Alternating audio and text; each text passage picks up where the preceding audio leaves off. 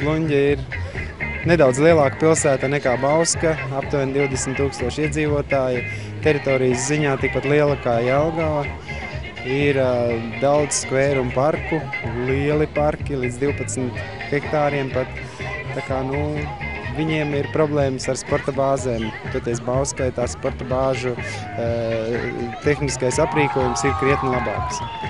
Mēs arī tā vienojāmies, ka šis projekts tiks turpināts un meklēsim finanšu avotus, kā varētu šīs te sporta bāzes attīstīt pie viņiem un kā varētu renovēt mūsu sporta bāzes un arī uzlabot viņus. Ko es varu pateikt par lietuviešiem, diezgan draudzīgi, atsaucīgi. Tādi atvērti cilvēki katrā ziņā. Tuvāks dienvidiem. Nākamgad arī varētu braukt, jo šis, man liekas, liels pasākums, kur ir, tu vari parādīt, ko tu spēj.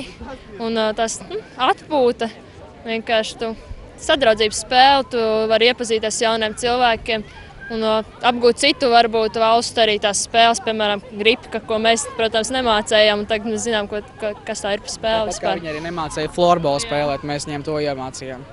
Liels paldies, gribu pateikt Bauskas domai, Bauskas pirmai vidusskolai par šo pasākumu, ka mēs šeit vispār varam ierasties. Un arī, protams, pašiem lietuviešiem par viesmīlību, kā viņi mūs sagaidīja, izklaidē un arī paēdina ļoti labi. Jā, labi paēdina tiešām. Varu teikt to, ka tiešām cepura nost Pluņģes pārstāvjiem un Pluņģes pašvaldības vadībai, jo viņu iniciatīva bija, un viņi mūs sameklēja, lai mēs piedalītos šī projektā, un kaut gan mēs sākumā varbūt domājām piedalīties vai nenožēlojam nemirkli, ka esam piedalījušies, un tas ir tikai apsveicams, un arī turpmāk noteikti mēs piedalīsimies šādos projektos. Netradicionālajā tautas spēlē Ripka uzvarēja Pluņģes administratīvās teritorijas Audzēkņi, un florbola spēlē ar minimālu pārsvaru arī uzvarēja Pluņģes komanda. Bet lielās balvas izcīņā labākos rezultātus un godalgotās vietas ieņēma Bauskas pirmās vidusskolas Audzēkņu komandas.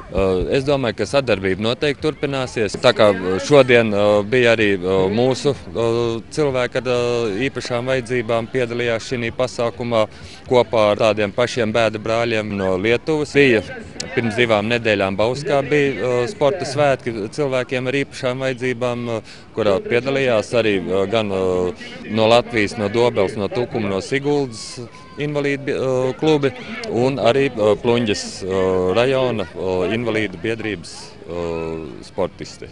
Проект оканчивается уже в июне, 30 июня. Это последний день, как и проект. Šis projekts noslēdzas 30. jūnijā, bet mēs jau esam ievadījuši sarunas ar Latvijas pusi par turpmāko sadarbību, šoreiz koncentrējot uzmanību uz infrastruktūras attīstību. Что надо дальше развивать какой-то-нибудь новый проект.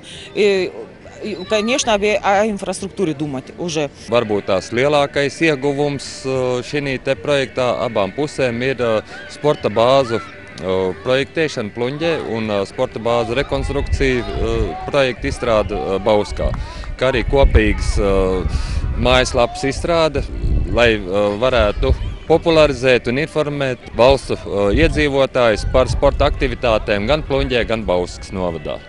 Domāju, ka ar šo projektu mūsu sadarbība neaprobežosies. Esam ieguvuši daudz jaunu kontaktu, jaunus draugus. Mūsējie tagad ir iemācījušies spēlēt florbolu, bet mēs iemācījām latviešiem spēlēt ripku. Tā kā turpināsim rīkot kopīgas sporta aktivitātes.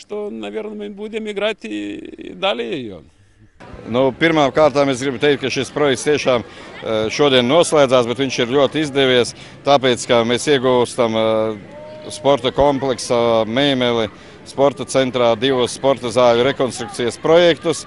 Un lielākais, protams, ieguvums, es domāju, arī tas, ka bērni sadraudzējās un ir iespējas startēt dažādās sacensībās konkrēti ar Pluņģes skolēniem. Jo ne tikai sacensties savā starpā, ir sacensties Latvijā, bet šīs jau ir starptautiskas sacensības.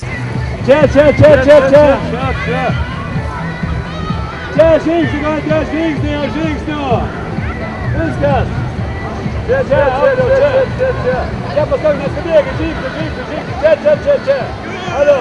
Tik vien dalīt, ja šau galvu pasmatogi! Tik vien dalīt! Neskabēgi!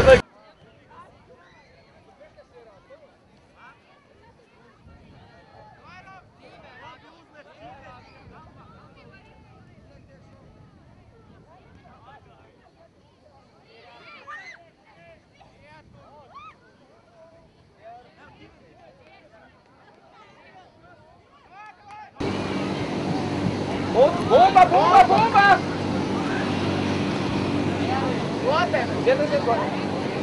Calma.